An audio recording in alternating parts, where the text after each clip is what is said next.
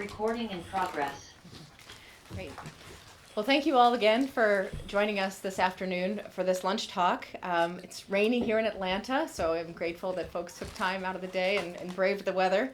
My name is Whitney Barth, as I think almost all of you know, and I'm the Executive Director here at the Center for the Study of Law and Religion. And as many of you know, the Center's mission is to produce and promote path-breaking scholarship, teaching, and public programs on the interaction of law and religion around the world. The Center's core faculty and fellows have cumulatively published over 375 books, hundreds if not thousands of articles and book chapters. The Center is also home to the Journal of Law and Religion, published in collaboration with Cambridge University Press, and Canopy Forum, a digital publication that produces expert analysis on law and religion for a very broad audience. With readership in almost every country in the world, I'm pleased to share the news, and with congratulations to the Canopy team that just last month Canopy Forum published its 500th article. So congratulations. And we thank Justin for his leadership of that team. And before I introduce our guest speaker, welcome, come on in. Before I introduce our guest speaker, I'd like to take a moment to thank CSLR's Director of Digital Scholarship, John Bernal, and our student associate, Ethan Anthony, for their work in setting all of this digital work up for us this afternoon so that we could have this talk recorded. So thank you all. Great. Why don't we, excellent. All right. I'm very pleased to introduce Dr. Mariam Chugthai. She was assistant professor at Lahore University of Management Sciences in Pakistan. She has a doctorate in education from Harvard University, specializing in education policy, leadership, and instructional practice. Dr. Chughtai is the recipient of the Georg Eckert Institute for International Textbook Research Fellowship from Germany in 2017, and the Babar Ali Fellowship at the Lakshmi Mittal and Family South Asia Institute at Harvard University, which was awarded to her in 2019. She is working on her forthcoming book on the politics of making and breaking religious identity through schools in Pakistan. And currently, Dr. Chughtai is serving as Director of National Curriculum Council Secretariat at the Ministry of Federal Education in Pakistan. And her talk today is titled Religious Nationalism in Pakistan, Political and Financial Motivations for the Use of Religion in Schools. Mariam, thank you so much for being with us today. Thank you very much. Thank you so much, Whitney. I mean, I'm really grateful and I'm really honored to be amongst such esteemed colleagues and faculty. It's very good to come to university because I am myself an academic, and somehow I have been pulled out from my university environment to work for the government. So I'm on faculty leave. I was on faculty leave for 1 year to work on Pakistan's first core curriculum. And they liked the work, so they extended it by another year, and we'll see how things go, but I anticipate that maybe the work will continue for longer than that. But it's truly quite difficult to both manage an academic identity where you are holding on to how things ought to be, and then at the same time the abysmal state of how things are on the ground. So as an academic in a government bureaucratic setup, it's a constant pushing of boundaries. But I think it really enriches my ability to be both a researcher and a policymaker, because you sort of transfer both things into both different domains. What I'm going to present to you today is my own research and a section of my forthcoming book, which is looking at Pakistan's, the history of Pakistan's education and curriculum policies since Pakistan's independence in 1947. And what I document in this is that while religion is a constant in Pakistan's education and curriculum policies, what it means to be religious, or specifically what it means to be Muslim or Islamic, changes quite drastically and quite quickly over a course of just 75 years.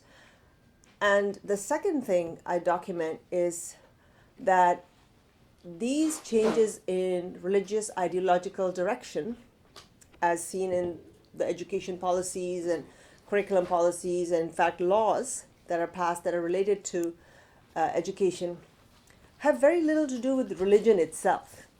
They employ religion for justifying certain directions that they want to take education policy in.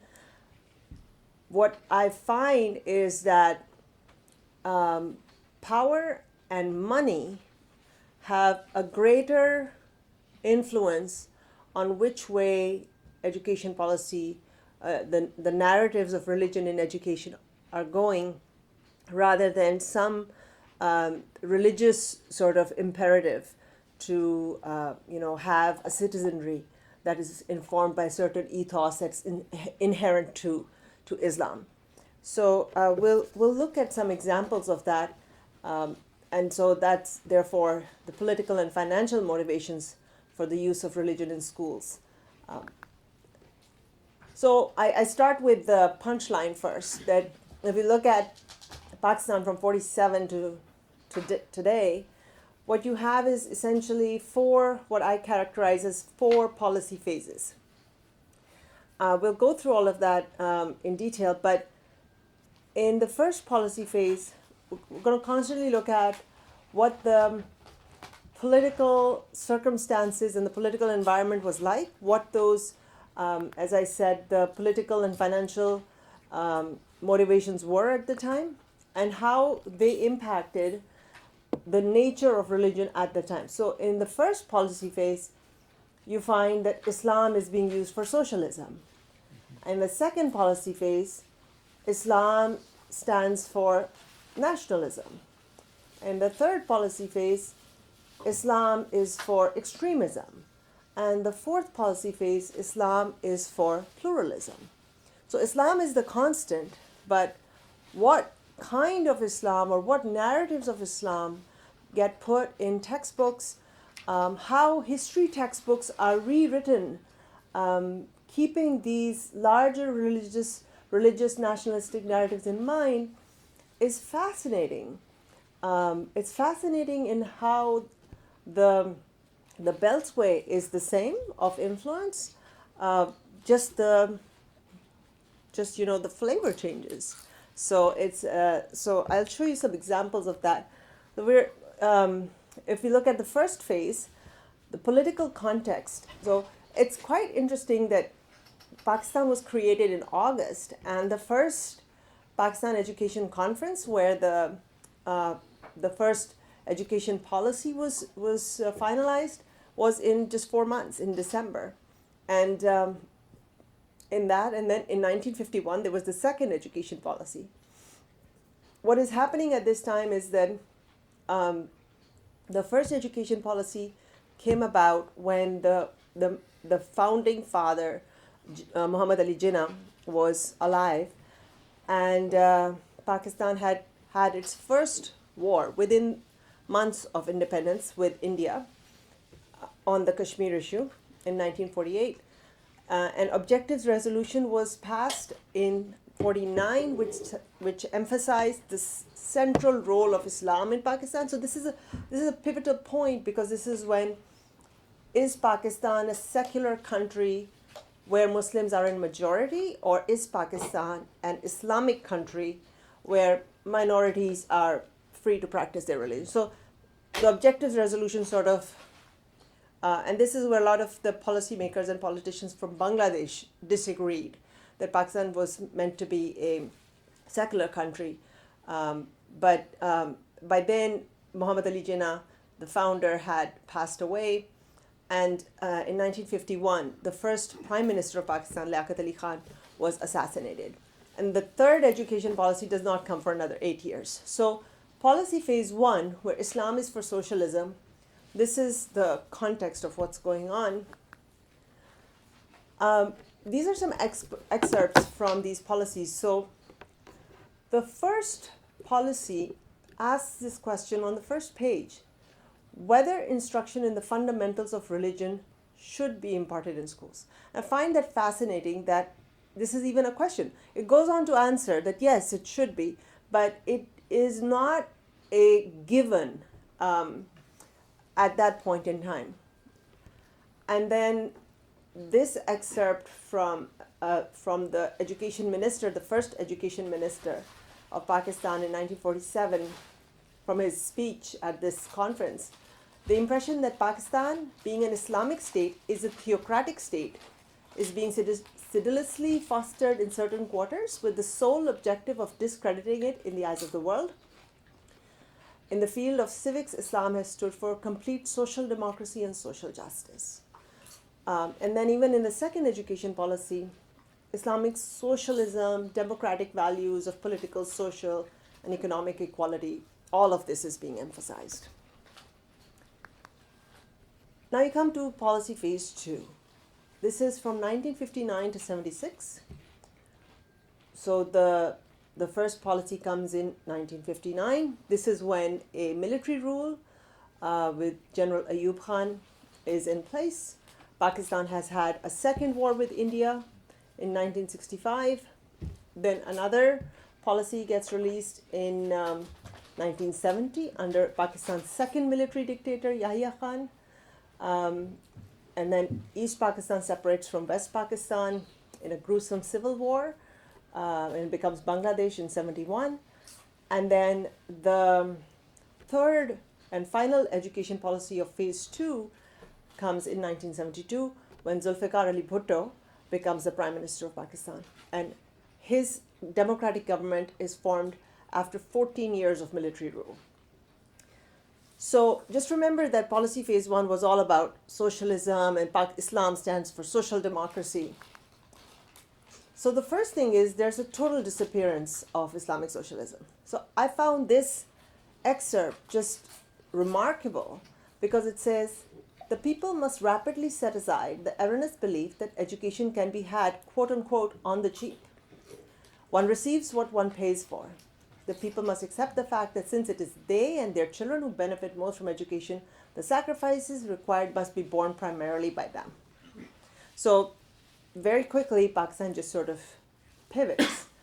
But what's interesting, and this is in contrast with the upcoming policy phase 3, that Pakistan is very much identifying as a member of the international community, not a member of the Muslim community of countries.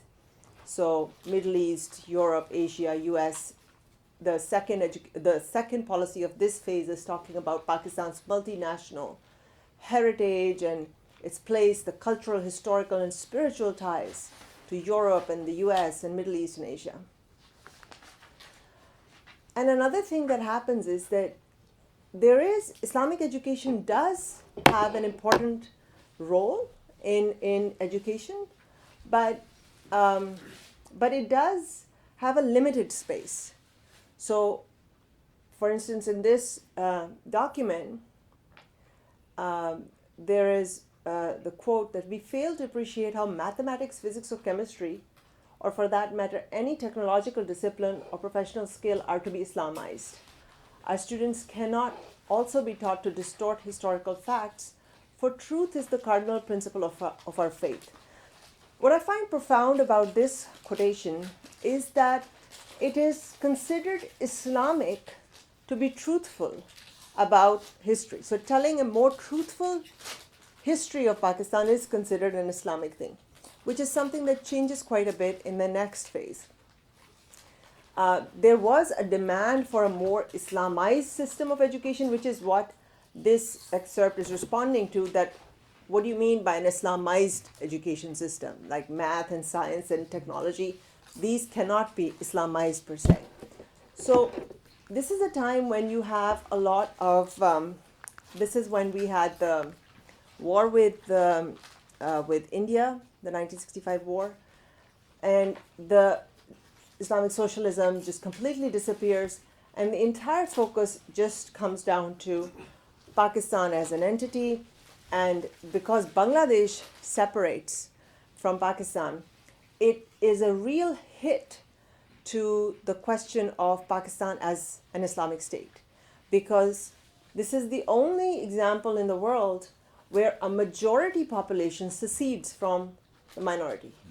Mm-hmm. So it's not technically a secession, but and that's when there's a real ramping up of we are a Muslim country, we belong together, and so there's again the pivot towards Islam for nationalism is not necessarily being driven by that we are a nation state or that's inherent to the religion, but rather because of political circumstances happening at the time. Then we go on to policy phase 3, which is Islam for extremism.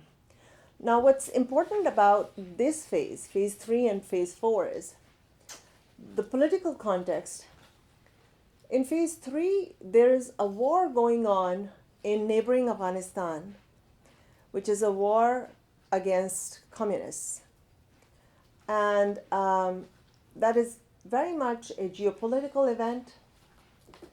And in policy phase 4, there's a war going on in neighboring Afghanistan, which is a war on terror. So, and both times you have a military dictator in Pakistan, you have a strong alliance with the United States, and the policies the education policies and the laws that are passed completely change the interpretation of what Islam means and how that translates into textbooks based on these political factors. And associated with these geopolitical factors are major financial factors such as military aid to the country and so on. So in policy phase 3, which is 1977 to 1998, so we left off at Zulfikar Ali Bhutto is now the prime minister. His government lasts for 5 years. No new education policies released in this time. And then General Ziaul Haq, the third military dictator in Pakistan, becomes the head of state. And the Soviet-Afghan War begins in 1979. The National Education Policy 1979 is released under General Zia. And then you have the 90s when Benazir Bhutto and Nawaz Sharif take turns. So there are two governments of Benazir Bhutto, two governments of Nawaz Sharif, all four of them prematurely intercepted by the other. So they take turns. And Pakistan conducts nuclear tests in 1998, which was in response to India's nuclear capability. So you would think that the nuclear tests in Pakistan, for instance, could be very much, used to justify Islam for nationalism. But no, it's actually, the narrative is Islam for extremism. And how does that look like in policy?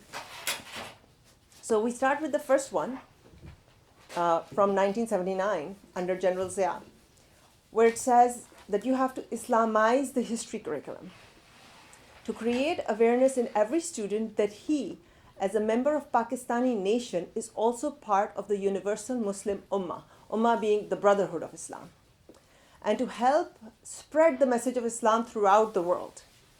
And then there's the second excerpt from there is that the entire curricula and textbooks will be reviewed to ensure that adequate content on Islam and Islamic ideology is included. Now contrast it with the previous phase where it was said, what does math and science have to do with Islam? So this is very much an Islamizing of history curriculum and all entire curricula and textbooks, quote unquote. Then mosques are used as public schools.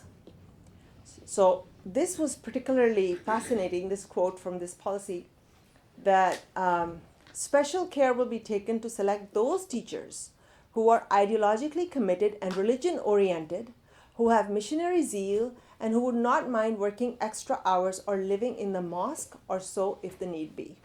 So the primary school teacher, so the mosque school will have two teachers. One is a regular primary school teacher and an imam of the mosque who would be, and the primary school teacher will be recruited on this that, they could stay in the mosque. So very much making the school teacher with a particular ideology preference. I mean, you can just imagine where the women teachers might be going. So this is for the mosque. There's an entire chapter in this policy called Education of the Female.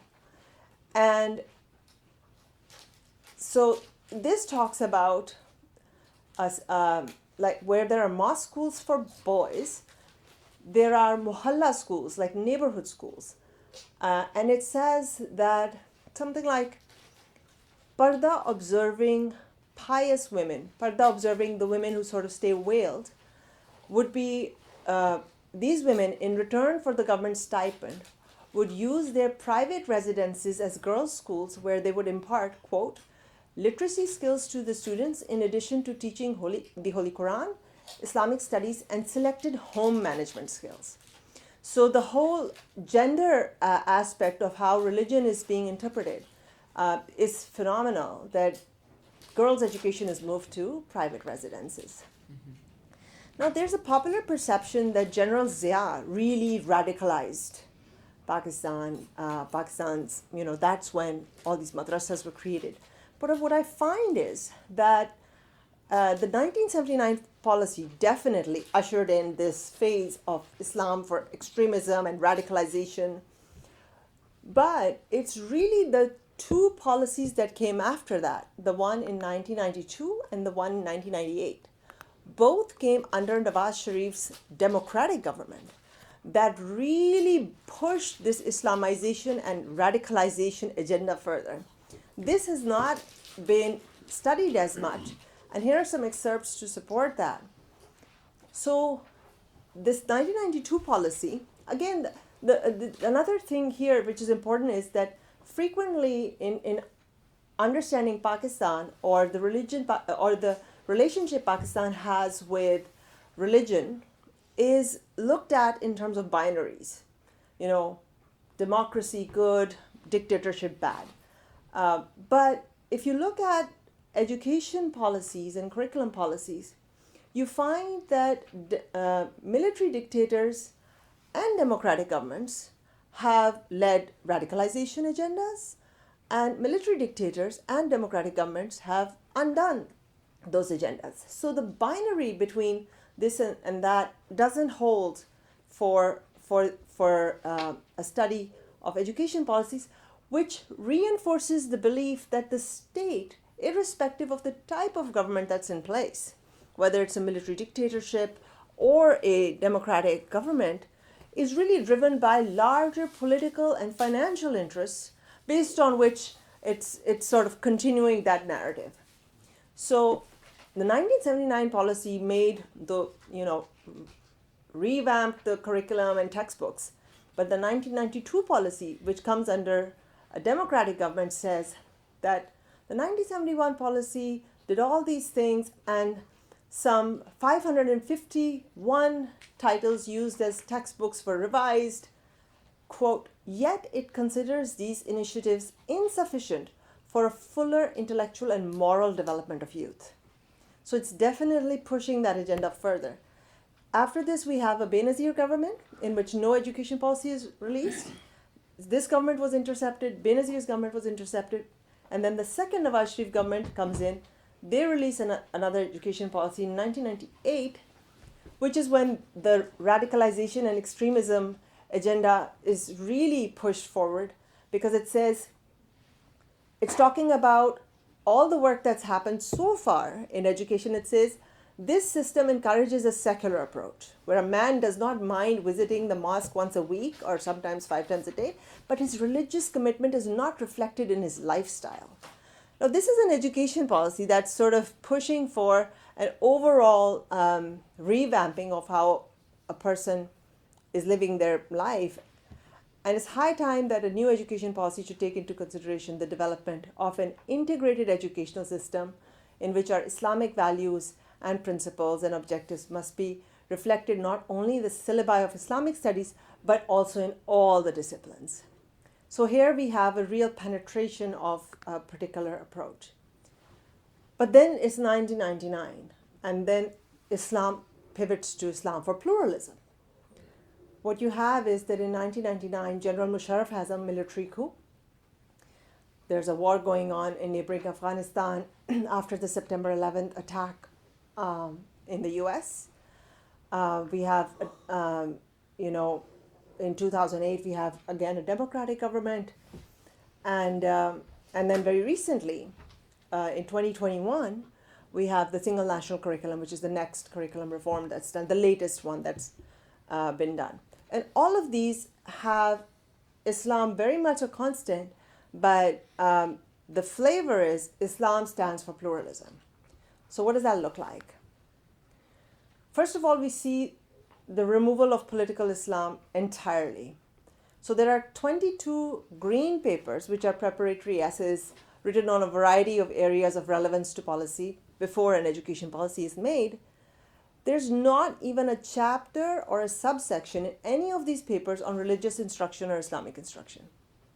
So compare where we were in policy phase 3 and then this sudden dissociation from that. And the word Muslim, which was rampant in the policy phase 3, is replaced with citizen. You don't find the word Muslim in the policy draft for 2007. And then it says, the 2009 policy says, to make the whole education purposeful and to create a just civil society that respects the diversity of views, beliefs, and faiths. So it's very inclusive. It goes further because it actually problematizes religious extremism and prioritizes the reforming of madrasas. So we have a policy that comes under the military dictator General Musharraf, a draft for it, and the actual policy that comes under the Zardari government in 2009 was Benazir Bhutto's widower. And both these policies name extremism as a problem. So again, the binary between, dictators and democratic governments doesn't hold. What matters is that at the time it was in Pakistan's political and financial interest to name extremism as a problem. And they do that. And there's a lot of emphasis on mainstreaming madrasas and introducing contemporary studies in their curricula. In terms of gender, the curriculum wing of Ministry of Education and provincial textbook boards shall ensure elimination of all types of gender biases from textbooks. This is 2009. And in terms of inclusivity, to remove from textbooks controversial material against any sect or religious ethnic minority. So the pluralism is quite blatant. So what you see, this is the section of my research. What you see is that there is a lot of shifting, and although Pakistan in terms of international rankings ranks very low, amongst the lowest countries in terms of literacy and numeracy, but if you're looking at the politics of education, I argue that Pakistan is actually a huge success story in how it can change narratives and identity that is being fostered through schools depending upon interests that may be completely secular.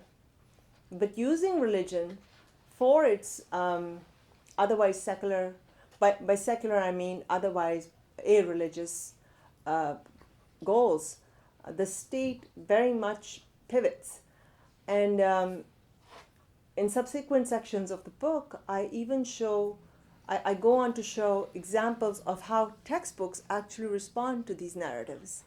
And the same wars, so for instance, the 1947 partition, it's the same war.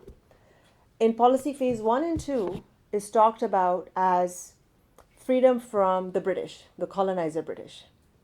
But in policy phase 3 is talked about as Muslim freedom from Hindus, because that's Islam for nationalism at that time. And the 1965 war is emphasized immensely, but the 1971 war, in which challenges the Islam for nationalism narrative, because Bangladesh separates from Pakistan, is not mentioned for easily 30 years. It's not even mentioned. I didn't read about 1971 when I was in school, but it begins, for the first time it starts appearing is in policy phase 4.